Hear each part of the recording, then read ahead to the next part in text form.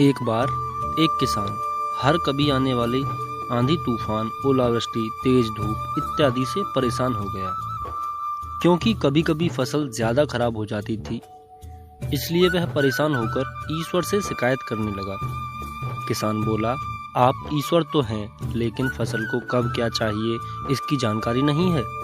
जिसकी जरूरत भी नहीं होती वह भी देते रहते हैं। इसलिए आपसे मैं विनती करता हूँ कि आप मुझे एक मौका दीजिए, मेरे कहे अनुसार मौसम कीजिए, फिर हम सब किसान अन्न के भंडार भर देंगे। ईश्वर मुस्कुराए और बोले, ठीक है, आज से तुम्हारे अनुसार मौसम रखूंगा।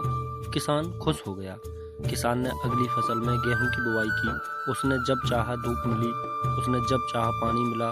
पानी की तो उसने बिल्कुल कमी नहीं आने दी। आंधी, बाढ़ और तेज धूप तो उसने आने ही नहीं दी। समय बीतने पर फसल बड़ी हुई। किसान भी बहुत खुश हुआ कि इस बार शानदार फसल दिख रही है। किसान ने मन ही मन सोचा कि ईश्वर को अब पता चलेगा कि अच्छी फसल के लिए क्या क्या जरूरी है। फालतू में ही किसान को परेशान करते रहते हैं। किसान फसल काटने के लिए खेत में पहुंचा। गेहूं के पौधे की बालियों को हाथ लगाया तो उसके पैरों तले जमीन खिसक गई। उसने देखा कि किसी भी पौधे की बालियों में एक भी दाना नहीं था। किसान दुखी हो गया और बोला, हे ईश्वर, ऐसा क्यों? क्योंकि मैंने तो सब कुछ सही किया और सही समय पर किया।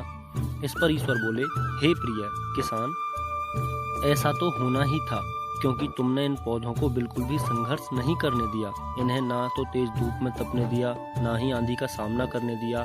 इन्हें किसी भी प्रकार की चुनौतियों का सामना नहीं करने दिया।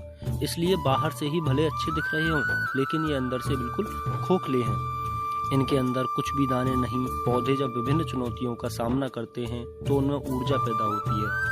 यह ऊर्जा उनके अंदर सही सामर्थ्य पैदा करती है जिनके लिए वह बने। दोस्तों, ठीक इसी प्रकार जब तक इंसान संघर्ष से नहीं गुजरता है, वह आदमी खोखला रह जाता है। जीवन की चुनौतियां ही उसके लिए उन्नति के नए रास्ते खोल देती हैं।